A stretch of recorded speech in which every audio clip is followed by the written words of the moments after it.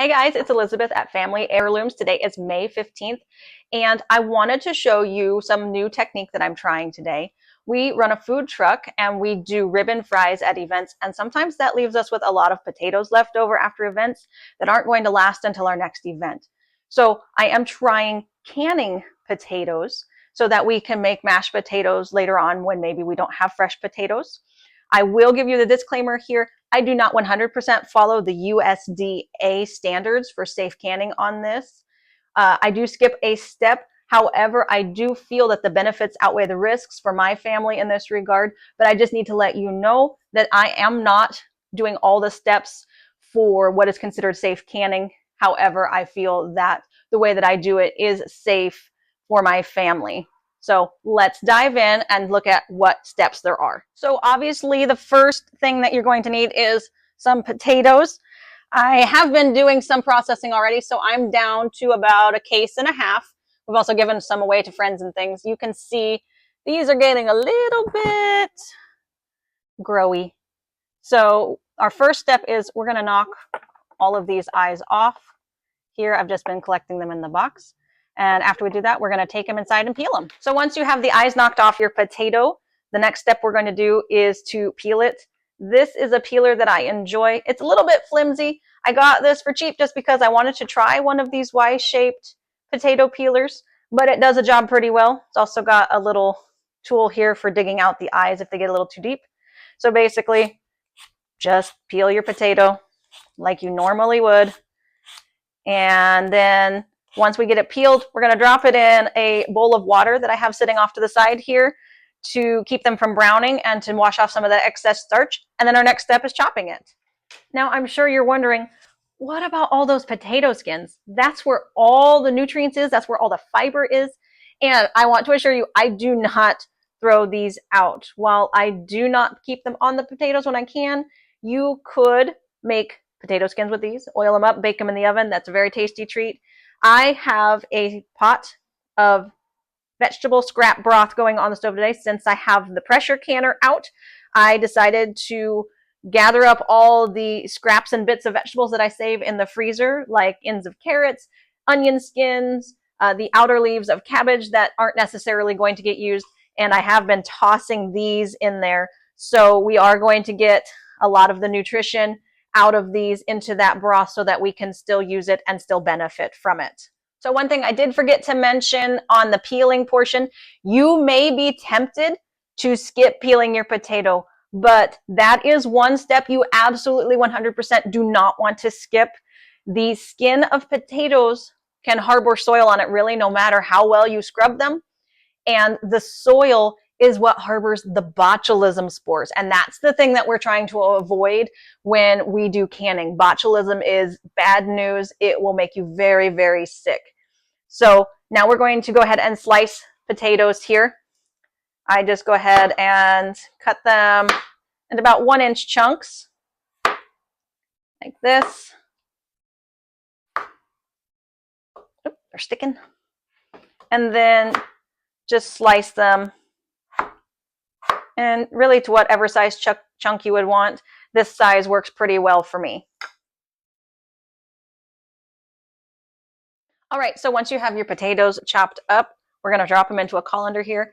You could, at this point, put these chunks into a second bowl of water to rinse off some more of that starch and to keep them from browning if you're going to be chopping up a large number of potatoes. I find that step a little bit unnecessary, and so I just put them in the colander, and then I rinse them right here in the colander to get rid of the excess starch, and then I'm going to put these directly into the jars.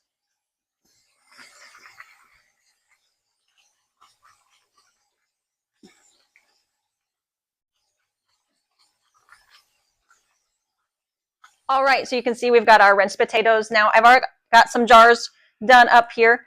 In the bottom of this jar, I do have a teaspoon of salt. You do not have to add salt, but it does make them taste a little bit better because, as we all know, potatoes are better with salt. Now, this is the part where I am skipping a step that makes this the 100% USDA approved method. This is where, if you want to follow that method, you would take these chunks and parboil them or steam them for about 5 minutes, and then pack them hot into here and then put them into the hot canner. I'm doing what's called the cold pack method or raw pack method. I feel that this helps save some texture on these when they come out of the jar. Otherwise, they get really, really mushy. They're going to get super cooked anyway, and I don't feel like there's any risk of the internal temperatures of my jars not getting to the correct level without cooking these first. So we're going to go ahead and put these into the jar like this, and we're going to shake it down. And we're going to fill it up to right here about the shoulder on these jars. I do prefer wide mouth jars for a lot of my vegetables just because it's a little bit easier to get them out, and it's easier to clean the jar once you have emptied it out. All right, so we're going to get another one right about there. So as you can see, right about to the shoulder level here. And then for these, we do need a 1-inch head space after we add some water. That does work out to be right about here at this rim. So we're going to add some water to it and be right back. All right, so we've got our water now added to this level. What I like to do is take them and kind of give them a little twist shake just to get all the air bubbles up out of there. And then this is ready to go into the canner. I just need to add lids and rings. And then I have my canner on the stove, but it is not hot. It is not warming. If you wanted to, you could probably have it warming and put warm water in these, just because the original USDA safe recipe has you do hot pack. So I don't see any issues with that. I just start cold because that's a little bit easier for me. So let's get the lids and rings on this and get them in the canner. All right, so now that we have all of our jars filled up, it's time to put on the lids and the rings.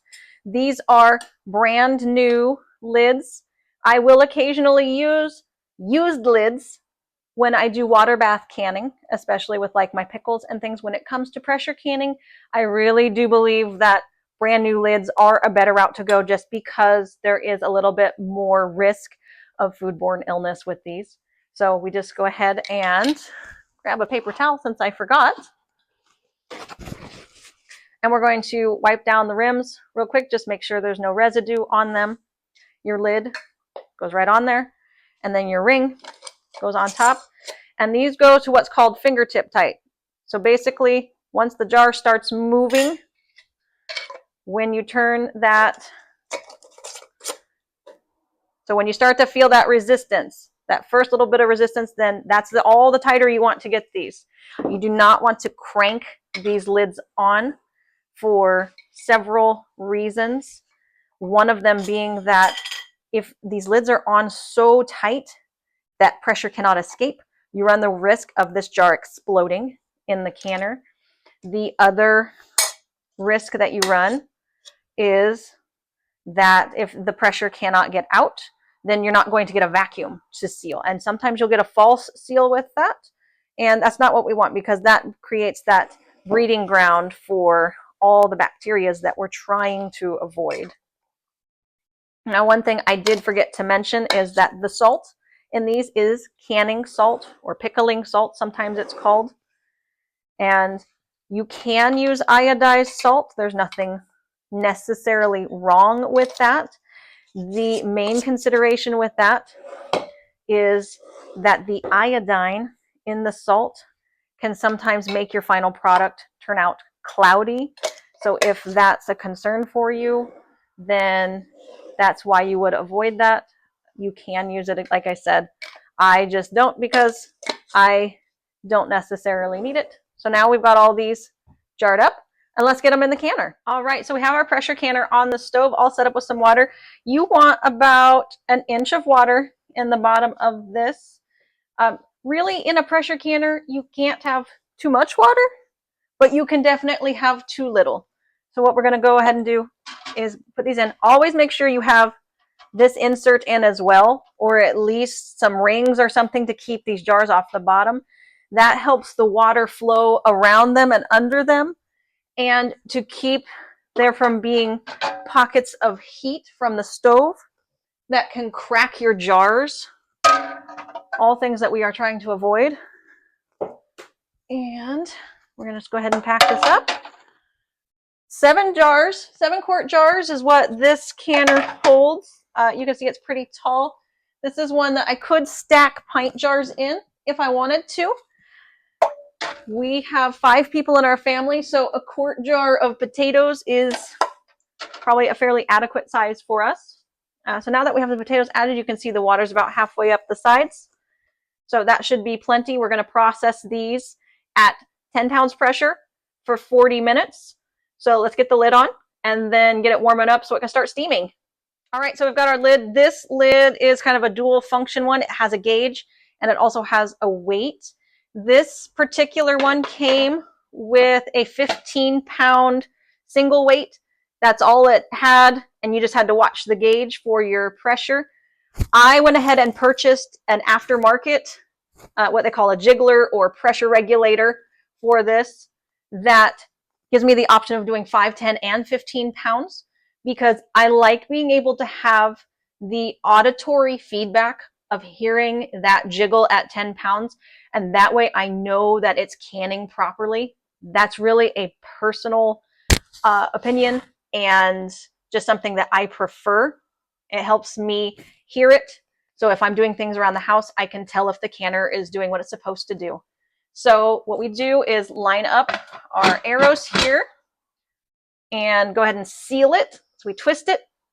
It's a little stiff. All right. Now we have it all sealed up. We're going to turn on our heat and we're going to go ahead and put it on high to start with. That's going to get things going in here. And here in a little bit, we're going to start seeing some action. We'll start seeing some water bubble out of here. And this little button is going to pop up. I don't know if I can make it do it. But that's when the pressure is starting to build. We want this to vent for 10 minutes before we go ahead and put the pressure gauge on. So since I mentioned the pressure regulators, I figured I would talk to you about them a little bit. This is the regulator that came with my canner. As you can see, it's pretty bulky. This is a 15-pound weight, and that is the only weight that you can select on this one. So this is the one that you just put on, and then you watch the gauge and hold it at about 10 to 11 pounds pressure. This one will not make noise until you get up over 15 pounds, and then it will start doing that that everybody is familiar with pressure canning. And that's part of why I didn't like this one, because I like being able to walk away from the stove and hear that sound of the canner going, and then I know if it's too hot, if it's too cold, without having to sit and watch that dial. This is the one that I bought that is the aftermarket version, and it has these little rings that pop off. So it has 3 pieces. If you have it like this with none of the rings, that's a 5-pound weight. You add 1 ring, and now it's a 10-pound weight. You add 2 rings, and now it's a 15-pound weight. So we'll be running this one today with 1 ring added to it. That's a 10-pound weight. And the gauge does read about 10 to 11 pounds when this is going like it should. So we know that our gauge is also accurate, but this will help us be able to hear as well as see that our canned goods are processing at the right temperature and the right pressure. I feel like I keep forgetting to mention things, but another thing I should mention is that when it comes to canners and stove tops, be very, very, very mindful of what kind of canner you buy based on what kind of stove you have. So I have a glass top electric stove, not my favorite, but that's what I have. And so not all canners will work on glass top electric stoves. So this particular canner is one that is approved to use on them, can also be used on a gas stove or anything else. Some of them will only be able to be used on a gas stove. So be very, very mindful when you're buying your canner about what kind of stoves it can be used on. All right, so things are starting to happen. As you can see, there's some steam coming out of the pressure valve now. And you can see a little bit of water beating up here. There's a little bit of steam coming out, which means that that is about to start popping up and start building the pressure. And this is the first step. Once this button pops up and this steams for 10 minutes, then we're going to put on the pressure regulator and build up to 10 pounds pressure. All right, so we've been venting for 10 minutes now. So now it's time to add the regulator. You just come in, do it real quick so you don't get burned by the steam. And almost immediately, you're going to see the little needle start to rise because we are officially building pressure, working our way up to 10 pounds to process these potatoes for 40 minutes. So now we just wait for that pressure to get up to 10 pounds and we'll start our timer. All right, so we're creeping up on the 10-pound mark on the gauge. If you listen, you can hear the regulator starting to hiss a little bit. That was actually my first indication that we were getting close to being up to temp here. So we're going to let this come up. I'm actually going to turn the heat down just to maintain, and that's beautiful. That is a beautiful little jiggle right there, and that's exactly what you're looking for. And it's probably going to get a little bit grumpy here and go a little bit loud because I just turned down the heat, so it's still got a little excess pressure.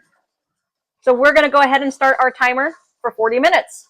All right, so our 40-minute timer just went off. I just turned off the heat, so now we're going to get this pulled off to the side to start depressurizing. And once it gets down to zero pressure, we'll go ahead and pop it open and pull out our jars.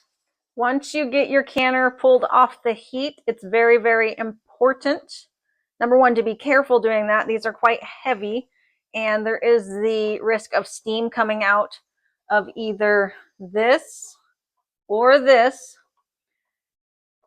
And now when we let this depressurize, it is very, very important to let this just do it naturally. Do not rush the process. Don't get tempted to push on things and, you know, make it go faster. Is it going to hurt the canner? No.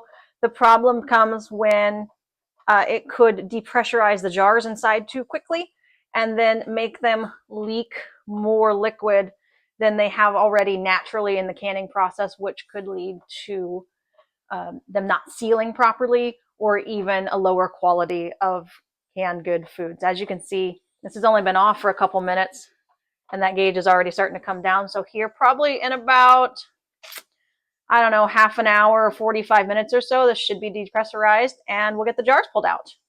All right, so our gauge is now reading at 0. This piece here just popped down. So we're going to go ahead and take off the regulator to verify all the pressure is out of there. And then we're going to go ahead and open up the lid. Okay, so I set it up this way because this is really, really hot. And it's going to take both of my hands to get this open, and I don't want to get burned. But I just wanted to show you here. We're just going to turn the lid like this to unlock it. And then we're going to open it away from ourselves. You can see all that steam coming out. And then all the jars are going to hiss and pitch a little fit here because they are very, very, very, very hot. I'm going to set my lid down over here. And now we've got jars in here of canned potatoes. I'm going to bring this one close. You can see I'm using my jar lifters, and you can see all that bubbling that's still happening in there.